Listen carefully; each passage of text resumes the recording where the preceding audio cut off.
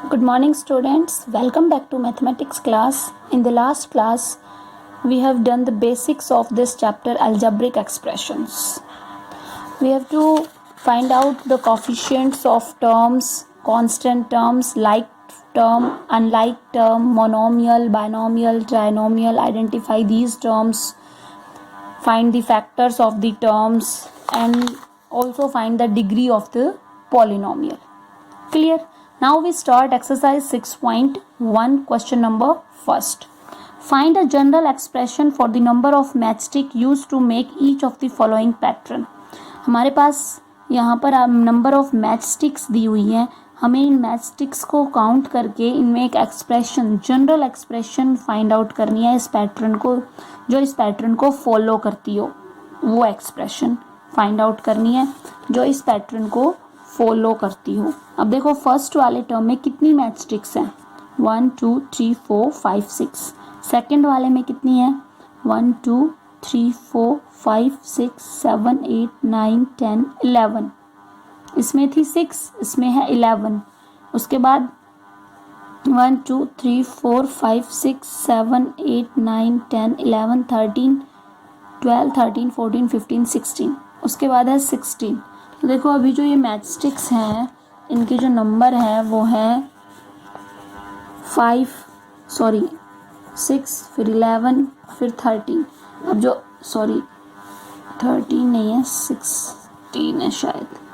1 2 3 4 5 6 7 8 9 10 11 12 13 14 15 16. हमारे पास pattern follow हो रहा है ये 6 11 16. ठीक है, तो इस पैटर्न को फॉलो करने के लिए हम जनरल रूल लगाते हैं, एक जनरल एक्सप्रेशन लिखते हैं 5x + 1. देखो अब अगर यहाँ पर हम x की वैल्यू 1 रखते हैं तो ये आ जाएगा 5 × 1 + 1 6. उसके बाद हम x की वैल्यू 2 रखते हैं, जो 10 + 1 11. उसके बाद हम x की वैल्यू 3 रखते हैं, 5 × 3 + 1 5 3 = 15 + 1 16. ये सेम रूल फॉलो हो रहा है, सेम पैटर्न. तो इसके लिए जो जनरल एक्सप्रेशंस है वो है 5x + 1. 5x + 1. आपको ओनली एक्सप्रेशन लिखनी है. The general expression is this. Clear? आपको ये फॉलो करके नहीं दिखाना, ये रफ वर्क है. आपको सिर्फ एक्सप्रेशंस लिखनी है, जनरल एक्सप्रेशन जो इसमें यूज़ हो रही है. ठीक है. इन द सेम वे आप सेकंड वाले में भी ये मैच स्टिक्स काउंट करोगे. इसके अंदर 4 है, इसके अंदर 1 2 3 4 5 6 7 है, 4 फिर 7. इसके अंदर 1 2 3 4 5 6 7 8 9 10. उसके बाद 10 है.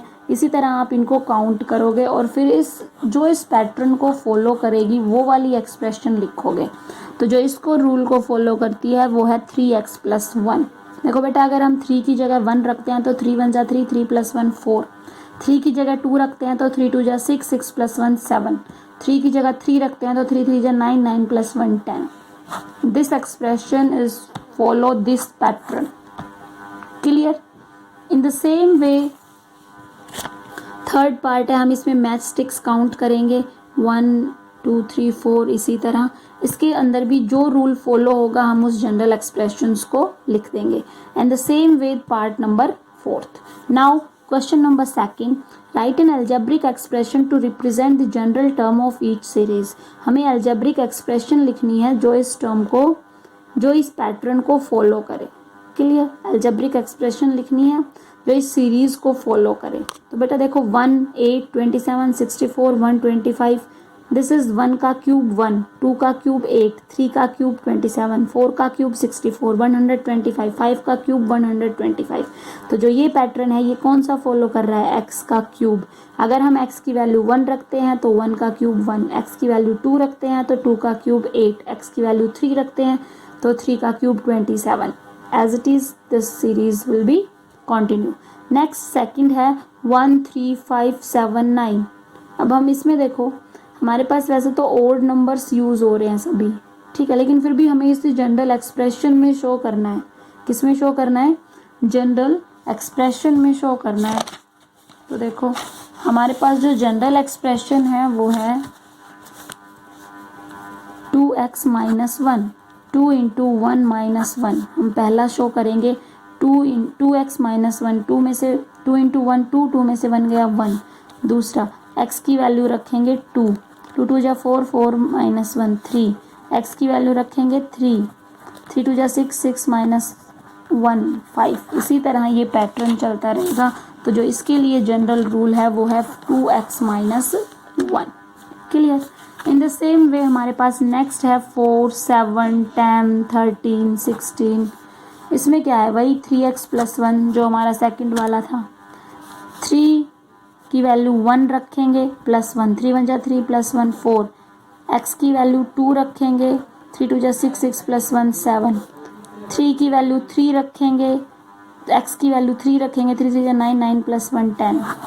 यही वाला रूल फॉलो होगा हमारा 4 7 10। दी सीरीज जो है वो ऐसे चलती रहेगी। इस एक्सप्रेशन का यूज़ करके हम इसको आगे तक फाइंड आउट कर सकते हैं। Clear. Now question number 3, write down the terms of the following algebraic expression. इसके अंदर आपको इनकी टर्म्स लिखनी है एल्जेब्रिक एक्सप्रेशन की।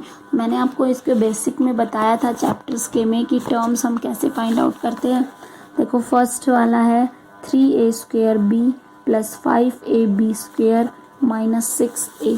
इसके अंदर आपको इनकी टर्म्स लिखनी है। तो बेटा फर्स्ट टर्म है 3a²b, सेकेंड टर्म है 5ab² और थर्ड टर्म है माइनस 6a। इस तरह आपको इनकी टर्म्स लिखनी है, अलग अलग लिख सकते हो, वेरी इजी। नेक्स्ट आपके पास क्वेश्चन नंबर 4 है, which of these expressions are polynomial. इनमें से कौन कौन से पॉलिनोमियल है आपको क्लासीफाई करना है। एक तो बेटा सबसे पहले तो पॉलिनोमियल्स कौन कौन से हैं। पॉलिनोमियल में जो वेरिएबल्स हैं उनकी पावर नेगेटिव नहीं होती, ना ही वो रूट में होते हैं और ना ही उनकी पावर नेगेटिव होती है। तो देखो फर्स्ट पार्ट है this is the polynomial, this is polynomial. यहाँ पर x अपोन में है, ऊपर जाएगा तो x की पावर -1 हो जाएगी। This is not a polynomial, ये पॉलिनोमियल नहीं है। इसी तरह ये बाकी सभी ये पॉलिनोमियल्स हैं और this is not a polynomial, ये भी पॉलिनोमियल नहीं है। क्लियर। उसके बाद हमें ये बताना है कि इनमें से कौन सा मोनोमियल है, कौन सा बाइनोमियल है और कौन सा ट्राइनोमियल है। तो बेटा दिस इज फर्स्ट पार्ट में 1 2 3 3 टर्म्स हैं तो दिस इज ट्राइनोमियल। 1 टर्म है मोनोमियल, ये पॉलिनोमियल ही नहीं है इसलिए आप इसको क्लासीफाई नहीं कर सकते। 1 2 3 4 टर्म्स है। क्वाड्रिनोमियल भी बोल सकते हैं हम इसको 4 टर्म्स में, या फिर इसको पॉलिनोमियल वर्ड भी यूज कर सकते हैं, या हम इसको क्वाड्रिनोमियल भी बोल सकते हैं। 4 टर्म्स है तो क्लियर। 2 टर्म्स है बाइनोमियल, 1 2 3 टर्म्स हैं इसके अंदर, दैट इज ट्राइनोमियल। अब कहोगे मैम इसमें 3 टर्म्स कैसे है। तो देखो बेटा 7x की power 4 minus 2x³ divided by 3 यानी अपोन में 3 है और प्लस 5x² है। तो हुई ना इसके अंदर 3 टर्म्स है, that is trinomial. Clear. In the same way all parts are done of question number 4। Now question number 5, identify the terms. हमें टर्म्स आइडेंटिफाई करनी है जैसे हमने 4th में की थी। उसके बाद factor in the following expression by mean of the tree diagram. Tree diagram का यूज़ करके आपको इनके फैक्टर्स बताने हैं। तो देखो आपके पास है -3p प्लस 2q। आपने 3p वाली टर्म ली पहले, इसके फैक्टर बताने हैं। इसके फैक्टर है -3 और p। इसी तरह 2q, इसके फैक्टर हैं 2 और q। क्लियर। ये आगे नहीं होगा, अलग अलग फैक्टर हो गए। This is the tree diagram. Tree diagram का यूज करके आपको हर एक टर्म के फैक्टर फाइंड आउट करना है। क्लियर। देखो इसका सेकंड पार्ट, एक और पार्ट देखो,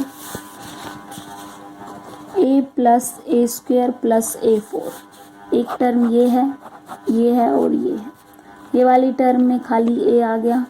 उसके बाद इसमें किसी का कोफिशिएंट 1 है तो 1 इंटू a, इसमें 1 इंटू a², इसमें 1 इंटू a4। अब बेटा a² के भी फैक्टर हो सकते हैं a इंटू a, इसी तरह a4 के भी फैक्टर हो सकते हैं a² और a², और फिर इनके भी फैक्टर हो सकते हैं a और a 4a। 5 4 1 2 8 2 1 8 8। इस तरह हमें ट्री डायग्राम का यूज़ करके इनके फैक्टर्स को एक्सप्रेस करना है। Clear? Now your today's homework is solve question number 1 to 5 of exercise 6.1। Thank you, take care.